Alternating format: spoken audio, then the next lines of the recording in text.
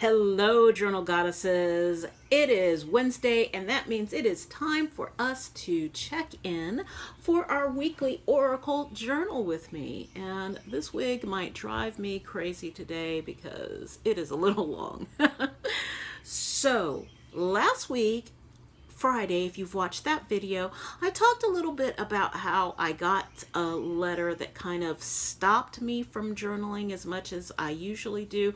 I kind of avoided the page. So I'm still going through and processing some of the information that is coming out of me. I finally made it back to my journal page. But I want a little bit of extra support. So let's check in with the elemental forces of creation and ask, what extra support can we give ourselves when we are struggling? Okay? What extra support can I give myself when I am struggling? So, of course, I'm using a mixed deck today.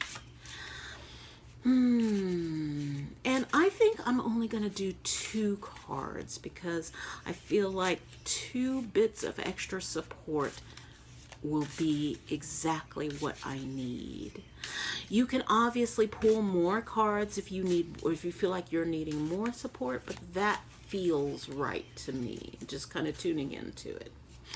So what extra support can I give myself as I am processing this? And I am not even going to pull from the top of the deck. I'm going to kind of fan it out until I hit a stop. All right, right there. So, Priestess Within. So when I pull this Priestess, Priest Within card, it always brings me back to using my tools as a priestess. So how would I support someone who came to me saying that they needed just space to process?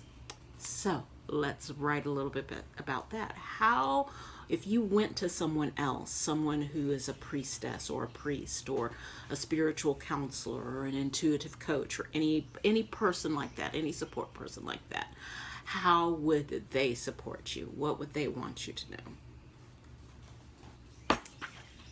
And got my journal. I am a few pages from completion on this one.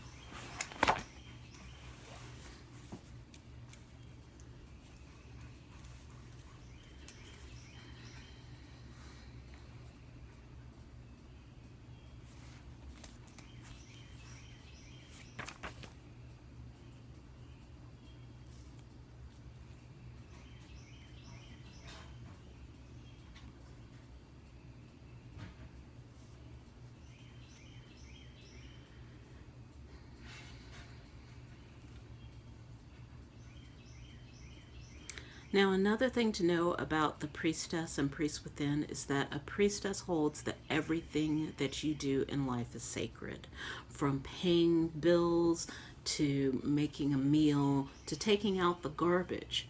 So, what would it be like to hold this challenge as a sacred challenge?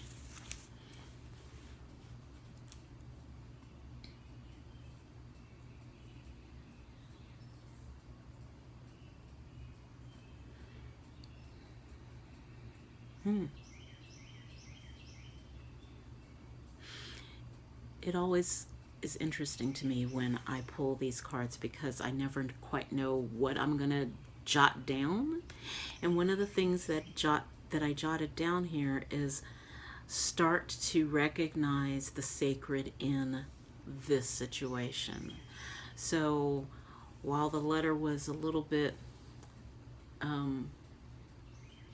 challenging for me, it definitely is a blessing to be able to look at that time capsule piece and see how far I've come from that 16-year-old girl to this 47-year-old woman, and also how some of the things that I've done,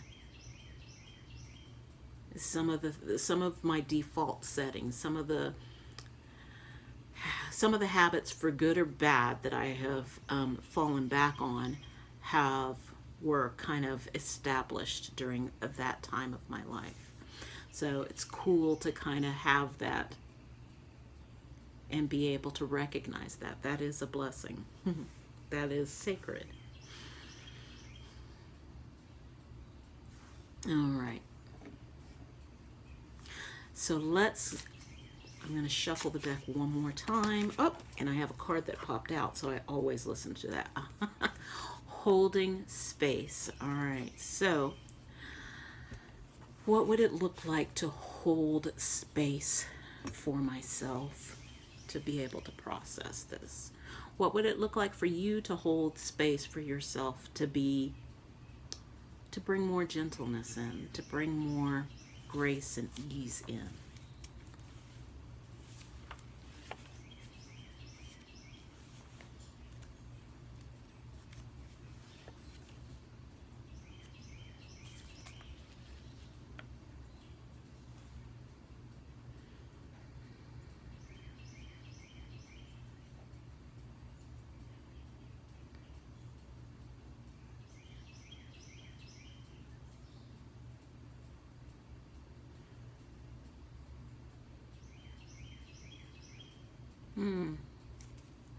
So one of the things that I just wrote in my journal was that to practice reflective listening with that 16-year-old self. So, excuse me.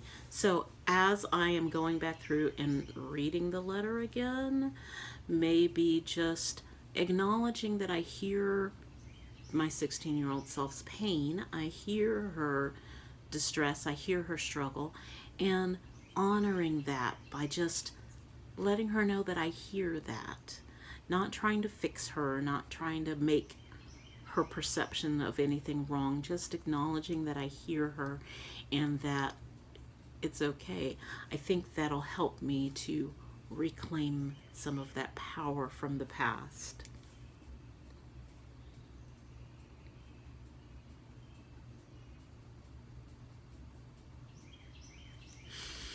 So how can you hold space for yourself today and throughout the next week, throughout the rest of this week? And I hope you'll join me on Friday, because I feel I'm almost ready to really dive in a little bit deeper and talk about that. Maybe do that video that I was saying earlier, that what I would have liked somebody to tell my 16-year-old self. I think she's about ready to hear some of that.